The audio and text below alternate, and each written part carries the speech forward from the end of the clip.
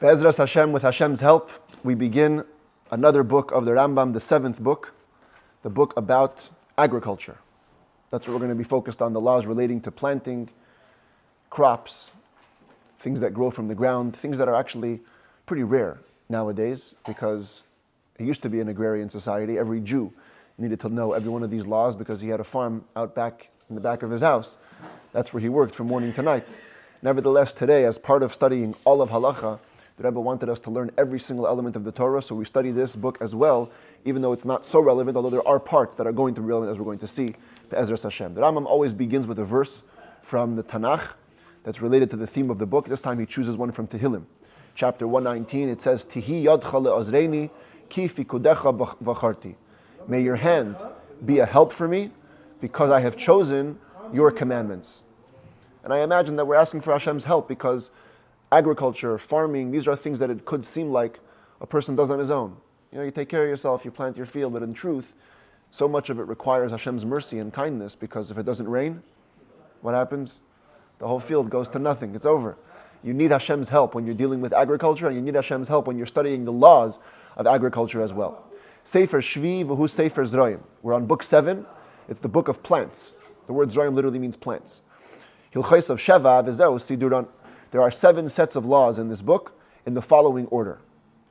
And the order that the Rambam picks is different than the Mishnah. The Mishnah also has an order that's called Seder Zroim, the order of plants, agriculture. Over there, the Mishnah begins with the laws relating to gifts to the poor. When you harvest your field, you have to leave a corner, payah. The Rambam begins a little differently. And there's a whole discussion in the commentaries why, but the Rebbe has a fascinating insight. The Rebbe says the Rambam is a halacha book. As a guidebook for how to live your life, the Rambam goes in order of practicality. This book is ordered in the way it's going to happen. The first thing you're going to do with your field is you're going to plant it. Therefore, we begin with Hilchos Kilayim, the laws of mixtures and planting, forbidden mixtures. Once we're talking about forbidden mixtures, we're going to see this set of laws contains all forbidden mixtures. So forbidden mixtures of crossbreeding animals, mixing wool and linen. But the theme is the first thing a farmer does is he plants his field. Then once the crops grow, Hilchos matnas aniyim. The first thing you do is you give gifts to the poor. You have to leave a corner of your field for the poor. When you collect the stocks, if some of them fall down or you forget something, they go to the poor. Then we go to Hilchos Trumos and Hilchos Masros, the laws of separating tithes to the Kohen, to the Levi. That happens once you've created your pile of grain, as well as Hilchos Ma'aser Sheni, the Netar Revai, the laws of the second tithe, which is another 10% that a person takes for himself and eats in Jerusalem, as well as the 4th year plantings that have the same laws as the Ma'aser Sheni, so they're included in the same umbrella. Hilchos Bikurim, the laws of the first fruits, even though these really come first, because they're the first fruits even before the Truma and the Meiser, but nevertheless they're more rare. Ushar matnis kahuna shabagvulin, and because we're talking about Bikurim, the Rambam goes into all other gifts that belong to Kohanim. This is the set of laws where he talks about the 24 gifts that the Kohanim are eligible to. And finally, the most rare laws relating to agriculture is Hilchos Shmita v'Yovel, the laws of the sabbatical year and the Jubilee year, which only comes around once every 7 years or once every 50 years, so it's left for last. So a fascinating way to look at the Rambam's methodology is going in order of practicality. But we're first going to deal with Hilchos Kilayim, the laws of forbidden mixtures. The word Kilayim literally means mixture. Yesh bichlala, and as the Rambam always does, he tells us how many mitzvahs are going to be discussed in this set of laws. Yesh bichlala and chamesh mitzvahs leisaseh. I think this is one of the first, maybe the first set of laws that only has negative commandments. V'zehu prat, and these are the details. Aleph, shaloi lizroya zroyim kilayim. We're not allowed to plant different species of plants together. Bey, shaloi lizroya tvua ayarak bakerem, a special law, not to plant grain seeds or vegetable seeds into a vineyard. Gimel, shaloi leharbiya behema kilayim, not to crossbreed animals. Dalid, shaloi lasos melacha bekilei behema ke'echad. You can't have 2 animals of different species work together at the same time under one yoke, let's say. And hey, shaloi lilbesh kilayim, not to wear forbidden mixtures. We call this shatnez, wool and linen together in clothing. Ubir mitzvahs elu beprakim elu. The explanation of these mitzvahs are coming in the following, God willing, 10 chapters. And by the way, this book is a pretty big book, 85 chapters. So it's going to be really the next 3 months. We're going to be focused on the laws of agriculture. But first, the laws of Kilayim. It says the Rambam Perek Rishon, chapter 1, halacha aleph. Hazeireya shnei minei zroim ke'echad. If somebody plants two different types of plants, two different seeds, together, be'eretz Yisrael, in the land of Israel, loike, you get lashes. Shanemar, because it says in the Torah, sadcha lo sizra kilayim. You shall not plant your field with mixtures. Notice that Rambam said only in Israel, because this halacha is special and unique only to Eretz Yisrael. Halacha Bey is when we say planting, like when it comes to Shabbat, we have the primary labors, and then you have things that are included under the umbrella of those labors. So similarly applies to Kilayim. The Echad HaZayreya, the prohibition applies whether you plant the seeds. So here you have, on the right side, this is a guy literally laying down the seeds into the ground, planting. Oy HaMenakesh, or he's pruning. He's pruning an already existing plant, thereby enhancing the growth of a forbidden mixture. Oy HaMechape, or he's not even planting. He just covers two different types of seeds with earth. Let's say you had one wheat kernel and one barley kernel, or one fava bean. I'll show you a picture of these soon. A fava bean and a lentil. Munachin al ha'aretz, they were sitting on the ground. The chipa oisan ba'afar, and all the Jew did was he took his hand like this and he covered it with earth. Bein biyadai, bein biraglai, bein bekli. Whether you covered it with your hand or your foot or with a utensil. Harizaleka, you get lashes. You've transgressed the biblical prohibition of kilayim. The echad hazerei ba'aretz oiba'atz itznakov. Also, it doesn't matter if you plant it directly into the ground or into a flower pot that has a hole. In many, many areas of law, in halacha, a flower pot that has a hole open to the ground is considered like the ground itself, as long as it's open big enough, as we say elsewhere, for a small root. Shoresh katan, a small root to pass by, that's considered a otzitz nakov, a flower pot with a hole. Aval hazirei ba'otzitz she'enei nakov, but if you plant in a flower pot that does not have a hole, it's totally sealed, and you'll say you put in two different seeds into that pot, even though there's soil and everything, you don't get lashes biblically. The rabbis will give you lashes. That's a rabbinic prohibition, but not a biblical one. Halacha gimel asur lizreya kilayim l'nochri. It's forbidden for a Jew to plant a forbidden mixture for a goy, for a non-Jew. However, umutar leimar l'nochri lizreya loy kilei zrayim. It's permitted for a Jew to tell a non-Jew to plant for him forbidden mixtures of plants. Let's say like on Shabbos, you can't tell a non-Jew to do a labor for you, a malacha. But when it comes to kilayim, you can have a non-Jew plant it for you. The asur la'adam l'kayim kilei zrayim b'sadeyu. It's also forbidden for a person to even maintain planted mixtures in your field. If you see a mixture growing and you didn't even realize and it's sitting there, you cannot let it stay there. You have to uproot it. If you maintain them, you don't get lashes. Why? Because you only get lashes for doing an action. This is not an action. You're just letting it grow. Outside of Israel, it's permitted for a Jew, totally permitted, to plant forbidden mixtures of seeds by hand. It's no problem. Even if you didn't just pick up a bag of mixed seeds, you mixed the seeds. You made the mixture initially. And plant them in outside of Israel, mutar, it's permitted. Udvarim elu divrei Kabbalah, these are matters received by oral tradition, straight from Moshe Rabbeinu on Mount Sinai. Halacha dalid, ein asur mishum kilei zrayim, elo hazrayim hara'uyin lemachal adam. The only seeds that are forbidden to be mixed are seeds that are fit for human consumption, or at least for human use, even if the primary use is for animal food, but it can be used by a human. Aval asavim hamarim, but bitter grasses, or other similar herbs, which are only used for medicinal purposes. They don't have the prohibition of planting forbidden mixtures. And if you planted two seeds of such grasses, you wouldn't be liable. What about mixing trees? Here you have some pictures. People mix an orange and an apple tree. They try to grow different fruit together. Till now we're talking about mixing seeds of plants. What about trees? They're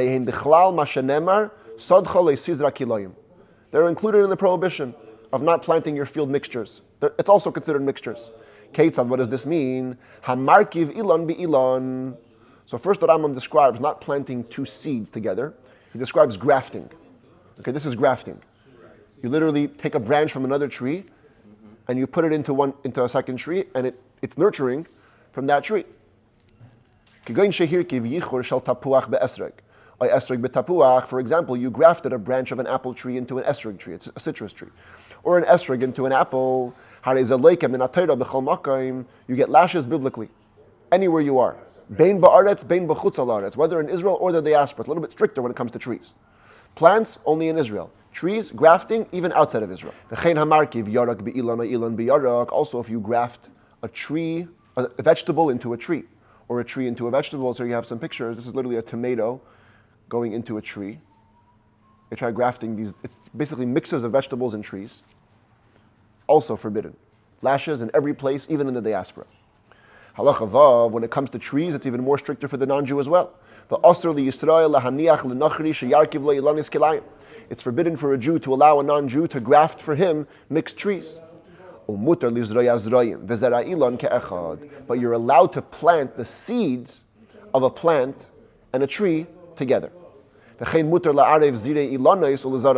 can also mix seeds of different fruits. Totally fine, an apple, pear. Mix the two seeds, plant them. From the Torah, the only forbidden mixture of a tree is grafting. You have a full tree growing, you're grafting a branch into another branch. When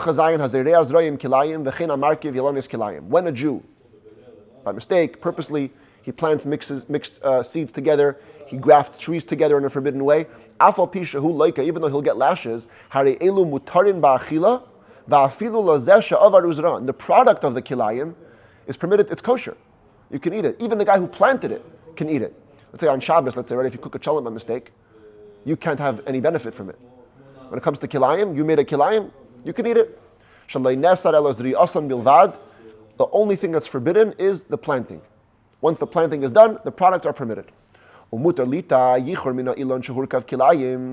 allowed to also replant a branch from a plant that was grafted in a forbidden way. So using this picture, let's say it was grafted, and then it grew, you can then take a branch from that grafted tree and replant it, it's no problem. You can also replant when a mixture is created. So you have a quince, right? A quince is an apple pear. If those things can replant, well, he only uses the word vegetables, maybe it only applies to vegetables. You can replant a hybrided vegetable and have it grow again. Halacha ches. In the final two halachas of this chapter, the Rambam defines different categories of agricultural growths that are going to be relevant to the coming chapters. Edible plants can be divided into three categories. The first category is called tvua. Tvua, when you see the word tvua in halacha, it means grain, but it's specifically a reference to v'hi chamisha minin, the 5 types of grain. Hachitim, wheat, v'hakusmin and spelt, v'hasoirim and barley, v'shebel shual and oats, v'hashifan and rye. When you see tvua, this is tvua. These 5 things. The 5 species of grain, exactly. V'hasheni mehen hu anikra kitnis. Category 2 is called kitnis, legumes. Pesach is coming. Kitniyot. We say Ashkenazi people stay away from kitniyot. What is under the category of kitnis? All other edible plants, besides for the 5 types of grain. You could go in hapoil, for example, fava beans. These are the big fava beans. Ve'ha'afunim and peas. Ve'ha'adashim and lentils. Ve'hadoichan and millet. Ve'ha'oiras and rice. Ve'hashumshimin and sesame seeds. Ve'hapragin and poppy seeds. Ve'hasapir is cow peas. These ones over here. Ve'chayetzeban and all similar beans and lentils and all these types of things. Those are all kitnis, legumes. The third category is called, literally it means plants of the garden. It's the other types of seeds where the seeds themselves are not fit for human consumption. But the growths of it are fit for human consumption. Onion seeds. Hashumin, garlic seeds. These are garlic cloves, but the seeds at their core. Leek seeds. Ketzach today in modern Hebrew is translated as nigella. It's like a black sesame type of a thing. Okay? Lefes and turnip seeds. And the like. Pishtan, flaxseed. Is also included in this category of garden seeds. When you plant such types of seeds and they begin to grow, nikra hatzemach kulay, kol zman shalei nikar hazera, the whole plant, before individual plant becomes recognizable is called desha v'nikra yarak. In Hebrew, it's called desha, vegetation, or just plain yarak, vegetable. Now, in zer'ei negina, in this third category itself, you really have two categories. The yesh mizer'ei negina, in the garden seeds, there are a category, zer'einim shadarkan lizreya mehen sadais. There are seeds who usually are planted as fields. That's how much quantity we like to produce of them. Like flaxseed and mustard. This is another category, we call it minei zrayim, types of plants, specifically as a reference to plants that are seeds that are planted in full fields. There are some seeds among the garden seeds. Normally, human beings only plant from them small patches. That's all we do. You could get halefes, like turnips, vahatznoin and radish, vahatradim and beets, vahabetzalim. Tradim translated here as spinach. Vahabetzalim and onions, vahakusbar and coriander, vahakarpas and parsley, vahamurder and horseradish. Pesach is coming. Look at this: karpas, murder. All these things being mentioned over here in the Rambam. The chayetzeben and similar things. The elu hinanikrayim mina yirakos. These are called types of vegetables. So just to summarize, tvua is the grain, 5 types of grain. Kitniyos is the legumes. Zer'ei negina is the garden seeds, of which there are 2 types. You have minei zrayim, that's seeds planted in bulk, and minei yirakos is seeds planted in small quantities. And knowing this, now when we go into the future chapters, every time that Rambam uses these terms, we'll know exactly what he means.